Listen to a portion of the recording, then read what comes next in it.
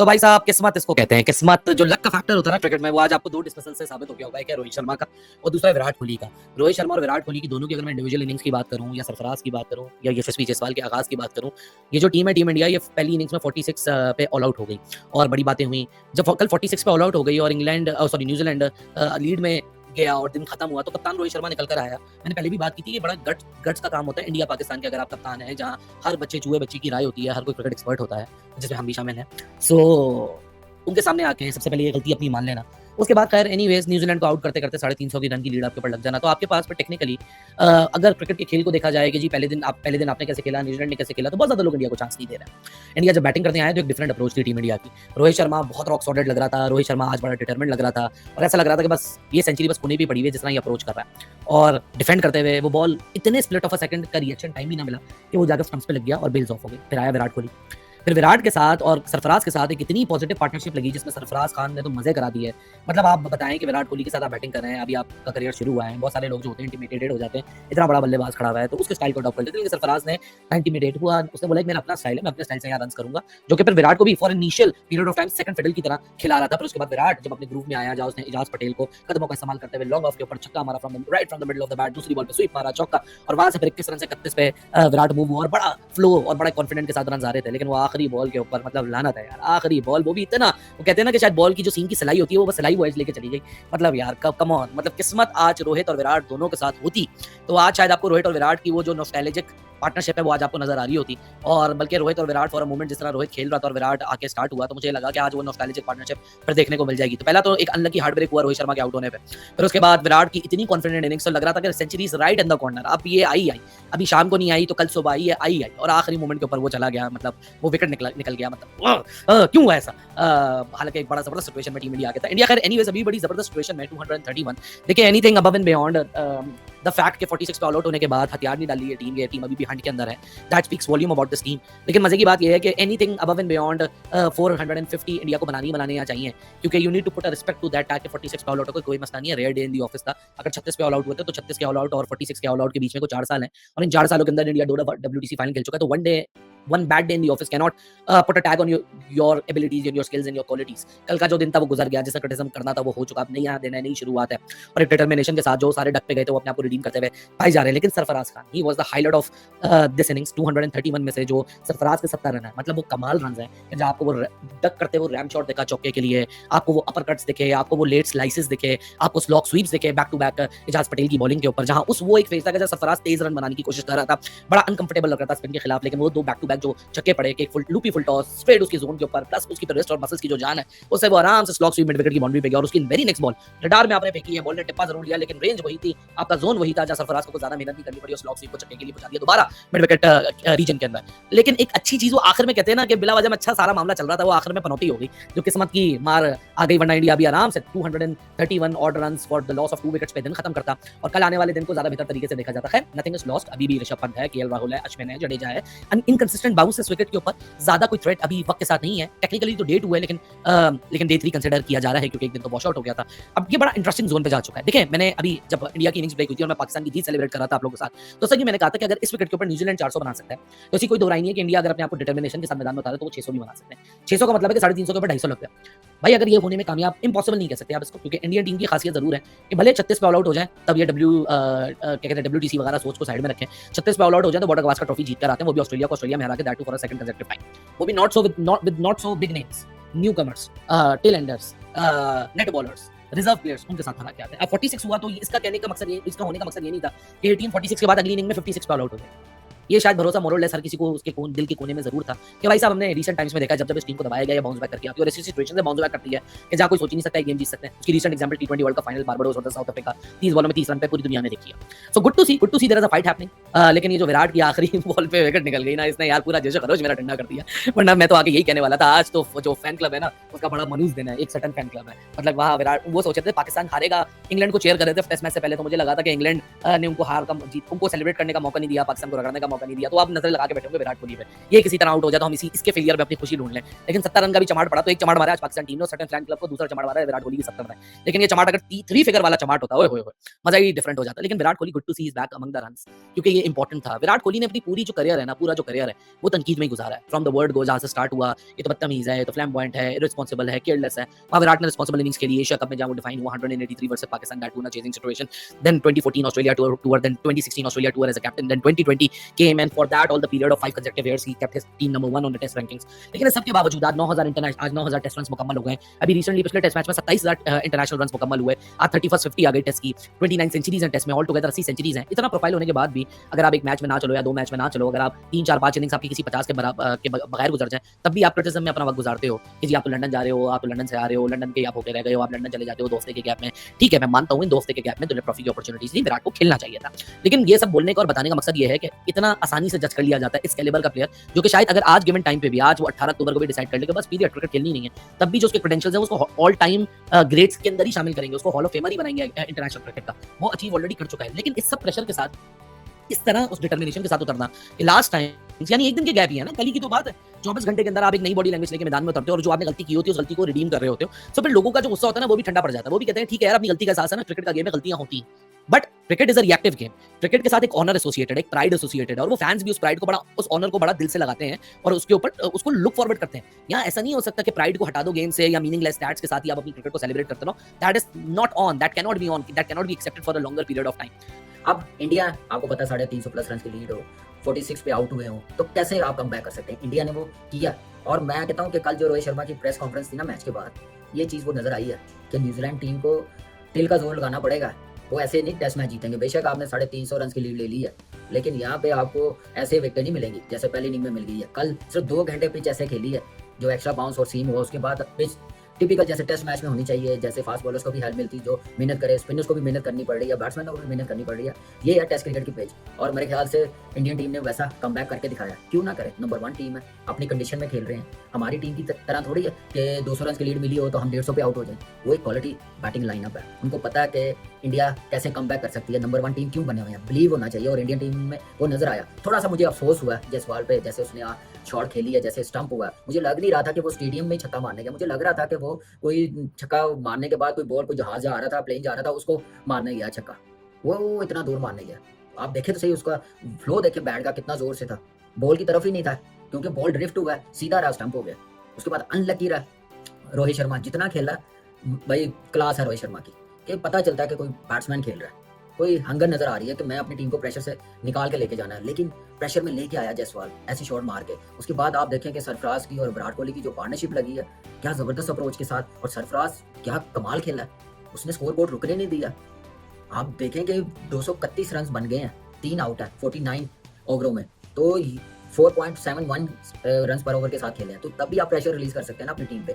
अभी 125 रन रहते हैं, लेकिन यहाँ तक भी आना, मैं कहता हूँ कि बहुत बड़ी अचीवमेंट है इंडियन टीम की। कमाल की बैटिंग की है विराट कोहली ने। जैसे डे खत्म हो रहा था, लास्ट ओवर था, कोर्ट भी एंड हो गया, बॉल सीधा रहा और रिव्यू भी लिया, लेकिन बड़ा हल्का सा लग गया था। लेकिन नजर आ रहा था कि आज विराट कोहली वो कोई हंगर नजर आ रही है, गुस्सा निकाल रहा है कि 1.25 दिन हम फील्ड में रहे हैं, हमने ये टेस्ट मैच जाने नहीं देना, रिस्पॉन्सिबिलिटी ली है। जब आप ऐसी जिम्मेदारी के साथ खेलते हैं ना, तो अपनी टीम को प्रेशर से निकाल लेते हैं। और सारे बातें कर रहे थे तो पहली इनिंग में कैसे आउट हुआ, 46 पे आउट हो गया। जब आप खेलते हैं ना तो अपनी क्लास दिखाते हैं, क्लास परमानेंट रहती है। वो इंडिया का चौथा बैट्समैन बन गया जिसने सबसे ज्यादा रन टेस्ट क्रिकेट में बनाए हुए हैं, 9000 रन, कोई आम चीज नहीं है। नेक्स्ट टारगेट है ग्रेट सनी भाई का रिकॉर्ड तोड़ना, 10,000 रन प्लस। उसके बाद राहुल द्रविड़ है, राहुल द्रविड़ तक तो मुझे लग रहा है कि विराट कोहली पहुंच ही जाएगा। अब इस जिस पैशन के साथ खेल रहा है, जिस अप्रोच के साथ खेल रहा है, इस फॉर्म के साथ खेलता रहा, तो ये डेफिनेटली ग्रेट सचिन के पास भी पहुंच सकता है, ग्रेट राहुल द्रविड़ के पास भी पहुंच सकता है रन करने का। लेकिन ये हंगर जो नजर आई है बड़ी जबरदस्त। खैर सरफराज ने कमाल बैटिंग की है यार, मजा आया कि डोमेस्टिक का एक्सपीरियंस कितना इंपॉर्टेंट होता है, वो चीज़ नजर आई है। और स्कोर बोर्ड रुकने नहीं दिया, अप्रोच देखें कितनी जबरदस्त थी, मेंटली और रनिंग बिटवीन द विकेट, जो शॉट्स खेली है, जो विलो और को खेला थर्ड मैन, जो मैं कहता हूँ अनबिलीवेबल स्किल, मेंटली कितना स्ट्रॉन्ग है। आप अगर ये वनडे क्रिकेट में आएगा तो कितने तेज रन बनेंगे। तो मेरे ख्याल से इंडियन टीम के पास अभी 125 रन हैं, लेकिन मैं आपको ऑनेस्टली बताऊं कि कल का दिन इंडियन टीम निकाल गई तो फिर न्यूजीलैंड टीम को टेस्ट मैच बचाना मुश्किल हो जाएगा, जैसे हम लोगों के साथ हुआ इंग्लैंड टीम ने किया पहले टेस्ट मैच में मुल्तान में 550 करने के बाद हम लोग टेस्ट मैच बचा। ये मुझे लग रहा है कि ये सिनेरियो रिपीट होगा, इंडियन टीम ऐसा करेगी। उसके लिए आपको सरफराज को चाहिए 150 करे, अपनी टीम को तो पहले अपने होते हुए लीड उतार दे, उसके बाद जब पूरा दिन खेल जाएंगे तो फिर 5वें दिन टेस्ट मैच पिच क्या खेलेगी, फिर स्पिनर्स क्या डोमिनेट करेंगे, ये सबको पता है। और इस टीम में वो एबिलिटी है, लेकिन न्यूजीलैंड टीम ऐसा कभी होने नहीं देगी, ऐसा चाहेगी नहीं, क्योंकि वो भी प्रोफेशनल टीम है। इस वक्त उनकी गिरफ्त है मैच पे, लेकिन इस वक्त ये टेस्ट मैच में अगर देखूँ ना तो 50-50 है, अभी किसी की तरफ नहीं जा रहा। अभी 125 रन की लीड है, वो केएल राहुल, पंत आप देखें, उसके बाद रविंद्र जडेजा, अश्विन, ये बैट्समैन वो हैं जो 100 करने वाले हैं। ये बस रिस्पॉन्सिबिलिटी लें, ऐसी पार्टनरशिप लगाएं जो विराट कोहली के साथ और सरफराज की लगी है, ऐसी पार्टनरशिप लगानी बड़ी जरूरी है। अब देखते हैं कि कल टेस्ट मैच शुरू होगा कैसी बैटिंग होती है, लेकिन सरफराज भाई अब ये जो विराट कोहली का 100 नहीं हुआ या 150 नहीं हुआ, ये अब सरफराज रिस्पॉन्सिबिलिटी ले, जिम्मेदारी ले कि अब ये मैंने करना है। नया बच्चा, नया प्लेयर है, तीसरा चौथा टेस्ट मैच खेल रहा, और उसका बैटिंग करने की अप्रोच जो है ना वो सिर्फ देखने वाली है। वो कोई ऐसे घर से उठ के आके टेस्ट मैच नहीं खिला रहे उसको, एक प्रोसेस के साथ आया डोमेस्टिक, तो आपने देख लिया प्रोसेस के साथ आने के बाद तो परफॉर्म कैसे करते हैं, तो वो चीज़ सरफराज ने दिखाई। और साथ विराट कोहली के साथ खेल रहा था तो स्कोर बोर्ड रुक ही नहीं रहा था। अब कल आएगा पंत या केएल राहुल तो वो यही अप्रोच के साथ खेले, तो लेट्स सी क्या होता है। लेकिन इस वक्त तक इंडियन टीम ने बड़ी ज़बरदस्त बैटिंग की है, सिर्फ जायसवाल ने मिस्टेक की है, और अगर जायसवाल अगर खेलता तो शायद इस वक्त तक 260-70 स्कोर हो जाता, अपना भी 100 कर लेता। एक बस गलत शॉट की वजह से अपना 100 भी मिस किया, टीम को थोड़ा सा प्रेशर में छोड़ के चला गया। आओ मैं तुम्हें समझाता हूँ, सरफराज खान की ओरिजिनल प्लेइंग 11 में जगह नहीं है, वो मुंह नहीं खोलता। गिल नहीं था तो वो खेला, अब उसने ऐसा खेल कर दिखा दिया कि आज ही आज लोगों ने राय बना दी कि गिल की वापसी पर राहुल बिठा देना यार। अब तो अब केएल राहुल को पता है कि अगर 100 नहीं किया मैंने कल, अगर मैंने कल 80-100 नहीं किया तो मैं बाहर हो जाऊंगा। इसलिए मुझे ये यकीन इसलिए हो रहा है, पंत की कंडीशन पे मैं श्योर नहीं हूँ, आप लोग लिख के बताएं तो हम जरा आपको बताते हैं। तेरा जो था परफॉर्म करना है, तुमने टी से पहले वाले सेशन में मैंने देखा तुम नॉकिंग कर रहे थे, फ्रंट पैन के भी बैठे हो अभी बल्ले। अब इंडिया 100 मतलब बाउंस है, मुझे सिर्फ इंडिया की सिर्फ एक चीज पे मैंने लानत देनी है, सारे बॉलर्स को खोल के लोग बोलते हो ना बुराई, साउथी के रन नहीं कराने थे आप लोगों ने, यार टीम साउथी के रन नहीं होते तो मैं अभी बैठ के कह देता कि इंडिया ये टेस्ट मैच जीत गया। मैं सारे रन नहीं गिनता हूँ भाई, मैं यहाँ से खाली नहीं हूँ, वो 60 का फर्क नहीं आता, 35-40 का तो आता, वो गले अटक रहा मेरी कैलकुलेशन। नीचे वालों को 200-220 पर ये विकेट कल से टर्न लेगी, इंडिया को बड़ा केयरफुली 200 रन से ऊपर जाना है। जडेजा राहुल बता दूं मैं तुझे, तुम्हारी फिल्म रोहित शर्मा ने जो बनाई उससे ज्यादा बन जाएगी, रन करो। सऊदी का पूरा बल्ला दे दिया जाएगा, सऊदी मार के गया तुम्हारे बॉलर पे, राना बॉल ये बैटिंग कर बुमराह, सिराज, कुलदीप, क्या नाम है, और सरफराज बिफोर कमिंग दी के greatest ever player king Kohli, जो इस वक्त एंटायर प्लेनेट पर उससे बड़ा आदमी कोई नहीं है क्रिकेट का, और किसी की हटती है तो वो घर चला जाए मत देखे साला, ठीक है, ऐसी की तैसी, हमारा अपना व्यू पॉइंट है ये, सही है। 200 लोग भी देखोगे तब भी यही बात होगी। अब सुन लो, अब बात क्या समझाने जा रहा हूँ सरफराज के हवाले से। सरफराज तुम्हारा बड़ा स्ट्रगल है, तुम्हें कहा गया कि ब्रैडमैन जैसा एवरेज कब खेलोगे, बिल्कुल तुम्हारी अब भी तारीफ बनती है, लेकिन मैं तुम्हें एक डिफरेंट लक्ष्य देके जा रहा हूँ। तुमने आज बजा दिया है, तुमने जो अग्रेशन शो किया, किंग के साथ खड़े हुए थे, यकीन बजाया वो क्या, लेकिन मेरी बात समझो, जो ग्रेटेस्ट टेस्ट प्लेयर्स होते हैं, गुड और ग्रेट टेस्ट प्लेयर का फर्क समझा रहा हूँ मैं तुम्हें। सरफराज खान, अगर तुम ये क्लिप देख लो मेरे छोटे भाई, तो याद रखो, अगर तुमने इस इनिंग को 160-70 में कन्वर्ट कर दिया, मैं 200 की बात नहीं कर रहा, कर दिया, तो इंडिया को फिर ये टेस्ट जीतना ही पड़ेगा। तुम्हारा 70-170 में कन्वर्ट होना चाहिए। अबे नहीं हुआ तो जीतोगे नहीं हो, हाँ ये मैच जीतोगे, फिर तुम इनक्रेडिबल, फिर तुम वो प्लेयर बनोगे जिसका मैं 2 साल से कह रहा हूँ कि कोहली के नाम की बकचोदियां ना करो, सॉरी यार गंदा वर्ड निकल गया, कोहली के नाम की बकवास करके उसे बहस ना करो। ये बताओ उसके जाने से पहले कौन इंडिया को बड़ी क्रिकेट में जितवाएगा? तो सरफराज, तुम्हें वो मौका ऊपर वाले ने दिया है कि तुम वो पहले आदमी हो गए मेरे भाई, कि तुम वो रन कर दो। तुमने 170 किया तो इंडिया को ये टेस्ट जीतना ही पड़ेगा शर्म से, और 220 रन पे मेरी बुक में न्यूजीलैंड लेट जाएगा। वो एक बात सुन ले भाई, तुम्हें हाथ जोड़ लेट कम पे भी सकता है, क्योंकि अश्विन, कुलदीप और जडेजा, खुसूसन कुलदीप, इस मैच का अब कुछ और हो जाएगा। ये हाथ जोड़ो तेरे आगे, प्रायोरिटी के लिए मैं हाथ जोड़ रहा हूँ। तू मेरी प्रायोरिटी कभी नहीं है। अलिफ लैला की टोपी पहन के कोहली के बल्ले से तेरा कद तेरा छोटा है, तू बैठकर वहां पे टांग पे टांग रख के अगर विराट ने चीर दिया ना तो तेरे अंदर से निकलेगा भी कुछ नहीं। अभी बता के जा रहा हूँ, क्रिकेट पे बोल उसकी, समझ गया? क्रिकेट पे बोल उसकी, बस क्लिप मैंने देख लिया है, मैं तेरी ऐसी की तैसी कर दूंगा। और तू भी सुन ले भाई, समझा इसको, इस छिनाल को अगर तू बिठाएगा ना, इसकी मैं बत्ती बना दूंगा। कल आके बता रहा हूँ, मैं आज छोड़ के जा रहा हूँ, मैंने अभी देखा थोड़ी देर शर्मा की विकेट के बाद विराट की प्रायोरिटी क्या इंटेंट थी? इंडिया की क्रिकेट है। तू चोरी की टोपी बैठ के बैठा है, वो इंडिया की टोपी बैठ के खेल रहा है। ढक्कन के तेरी ऐसी की तैसी बोल रहा हूँ मैं। कि पाकिस्तान मीडिया और इंडिया मीडिया के लोगों को किस चीज की तकलीफ है क्रिकेटर से, मुझे ये बता दो। कोई तकलीफ है या जानबूझ के करते हो, या दुकान चमकानी होती है अपनी, क्या रीजन क्या है, क्या वजह क्या है? आप लोगों को क्यों तकलीफ होती है अगर कोई प्लेयर आउट ऑफ फॉर्म हो जाता है? जिस तरह अगर पाकिस्तान में बाबर आजम की 6, 8, 9, 10 इनिंगें जब फ्लॉप हुई, क्यों सबको यहाँ पे तकलीफ हो गई? क्योंकि तुम लोगों से बातचीत नहीं करता, ठीक है, घास नहीं डालता किसी को, पीछे लग गए। मतलब दो आने का क्रिकेट का मीडिया के लोगों को पता नहीं, यूट्यूब चैनल और ट्विटर पर बैठ के इस तरीके से क्रिकेट की बातें करते हैं जैसे पता नहीं इनसे बड़ा कोई सुपरस्टार है कोई नहीं। ये तो मतलब यानी वेव रिचर्ड्स से भी बड़े प्लेयर है और अपनी काम में निल है बिल्कुल ये लोग सारे। इसी तरीके से विराट कोहली के बारे में वो वहां बैठ के मीडिया में बातें हो रही है, ओ जी वो घूमने फिरने क्यों गया, ओ जी उसकी टेस्ट सीरीज थी, ये न्यूजीलैंड वाली, इसको यहाँ होना चाहिए था, इसको नेट प्रैक्टिस करनी चाहिए थी। अबे भाई क्या मतलब नेट प्रैक्टिस करनी चाहिए थी? क्या इंसान है क्या वो घूमे फिरे ना है? मतलब तुम सबों की शक्लें देखता रहे क्या घूमे फिरे ना वो? इसी तरह पाकिस्तान में भी हाल है, ओ जी उसका ध्यान नहीं है, उसका ये नहीं। अबे यार तुम लोग अपने काम करो भाई। क्या किया? बोलती बंद कर दी ना 70 करके, बेशक 100 नहीं किया, 70 करके बोलती बंद कर दी, नहीं बोलती बंद की। मतलब एक क्रिकेटर अपनी जॉब करके अपना काम करके सुबह से लेकर रात तक वो गर्मी में बंदा रहता है, उसके सर में गर्मी, मतलब थकावट से बुरा हाल, पसीने निकल के उसके बुरे हाल होते हैं, ठीक है, उसको भी रेस्ट चाहिए भाई, हर क्रिकेटर को रेस्ट चाहिए। तो क्या आपको क्या तकलीफ है भाई? क्या उधर बीसीसीआई नहीं है? बीसीसीआई को नहीं पता कि वो घूमने फिरने गया हुआ है? भाई जाहिर पता अगर गया तो बीसीसीआई को पता होगा ना घूमने फिरने गया, सिलेक्टर्स को पता होगा ना घूमने फिरने गया। न्यूजीलैंड की सीरीज है, इसको घूमने फिरने जाने दी या नहीं जाने दी, कौन सी तकलीफ है तुम लोगों को? बहुत तपता हूँ भाई तुम सबों से, मैं बहुत हटती है मेरी तुम सबों से, पता नहीं किस चीज की वो बनी हुई है, दो आने का पता नहीं तुम लोगों को क्रिकेट का, ठीक है, और आके यहाँ बैटिंगें सिखा रहे होते हैं और बॉलिंगें सिखा रहे होते हो, चाहे पाकिस्तान के मीडिया के लोग हैं या इंडिया के मीडिया के लोग हैं। मतलब रिलैक्स करने दो भाई, प्लेयरों को रिलैक्स भी देना होता है। मतलब क्या तकलीफ हो गई यदि अगर 8 से 10 इनिंग विराट कोहली की अगर उसने 150 किया था 9 इनिंग में, तो क्या तकलीफ हो गई थी? मतलब आप लोग कहते घर छोड़ दे, मतलब क्रिकेट छोड़ दे, तुम लोग ज्यादा ठीक हो। इसी तरीके से बाबर के पीछे पड़े हुए थे, उसका सत्यानाश कर दिया, मेंटली गिरा। ये किसने किया? ये मीडिया के लोगों ने किया, मीडिया के लोगों ने किया, जिनको अली बे नहीं पता, अपनी दुकान चमकाने के लिए सुबह से लेकर रात तक कभी टीवी पे, कभी यूट्यूब चैनल, कभी किधर दिमाग खराब किया। बाबर प्लेयर नहीं है, बाबर ये नहीं है, बाबर वो नहीं है, बाबर अपने लिए, बाबर टीम खराब, बाबर ये। इसी तरीके से विराट भी वो 9 इनिंग हुई उसके पीछे पड़ गए।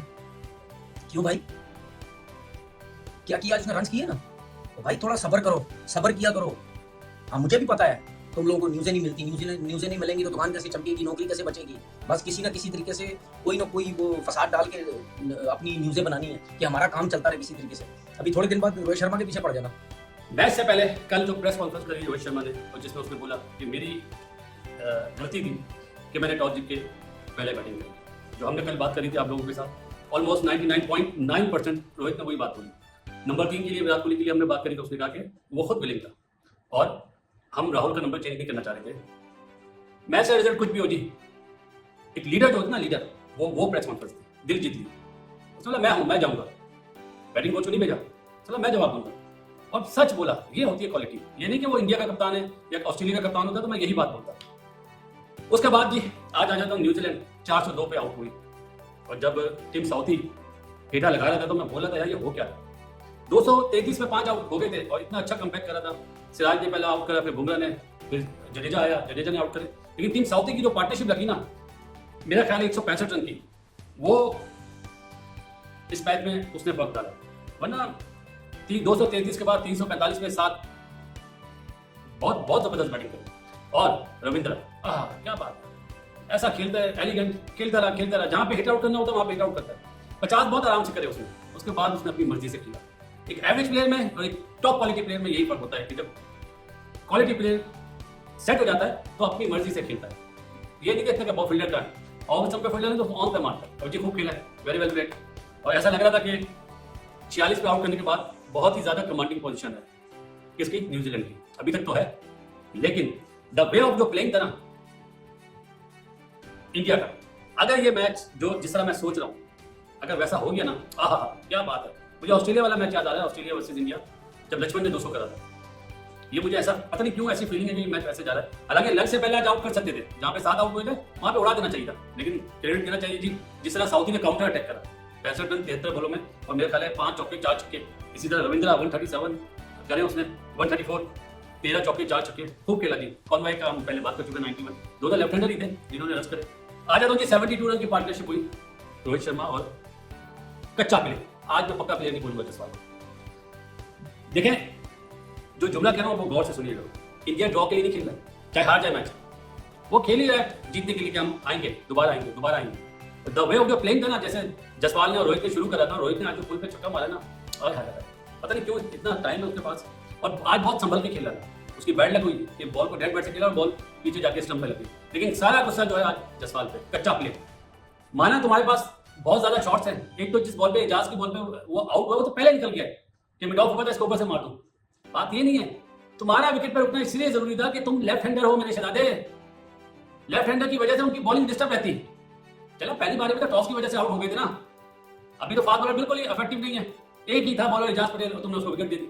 अगर तुम क्रीज पर रहते तो वो डिस्टर्ब रहता। हालांकि उसने 70 रन दिए 12 ओवर में, बेटर खाया उसने, लेकिन तुम्हारा उतना जरूरी था, इंडिया तुम्हारी टीम के लिए तुम्हारा उतना जरूरी था। ये सोच आ जानी चाहिए, अब सीख जाना चाहिए। राइट हैंडर की बैटिंग में और लेफ्ट हैंडर की बैटिंग में बहुत फर्क है। देखा रविंद्रा को डिस्टर्ब किया हुआ था उसने बॉलर्स को, हालांकि इंडिया में तो टॉप क्लास बॉलर है। तो ये आज कच्चा प्लेयर, इसलिए बोल रहा हूँ बहुत पसंद है, इसलिए कच्चा प्लेयर ने आज बहुत बड़ी जाती करी। और उसके बाद जी जो शुरू के 4 ओवर जिस तरह विराट खेला ना, मैंने अपनी लाइफ में इस तरह दी, इतना शीकी। उसके बाद उसने क्या करा, वो रनिंग तेज करने लगा, खेले टिप्पण डबल, हाथों से हाथ डबल लेना शुरू कर दिया। उसने इस तरह अपने आप को एडजस्ट करा कि मैं इन्हें इस तरह डिस्टर्ब करा, रनिंग से डिस्टर्ब करा। फिर जब उसने बैट पे आना शुरू, जब कवर ड्राइव पे चौका मारा, फिर पटेल को छक्का और स्वीप पे चौका मारा, लग रहा था कि नजर लग जाती है। मुझे तो ऐसे लगता है कि खूब खेला, 70 की जगह 170 होता ना तो मजा आता, लेकिन आखिरी ओवर में फिलिप्स भाई जब भी आते हैं आउट कर जाते हैं, क्योंकि बड़ा ही बेसिकली तो व्हाइट बॉल का बॉलर है, लेकिन टेस्ट मैच में इसने श्रीलंका में भी आउट करे और उसने जो विकेट लिए बड़ी विकेट ले ली। भारत ने देखिए टॉस जीत के जो पहले बारी का डिसीजन था वो उनको ज्यादा कोई सूट किया नहीं है, वो उनके अगेंस्ट गया, क्योंकि पिच में भारत को शायद खुद भी आइडिया नहीं था कि पिच इस तरह का बिहेव करेगा।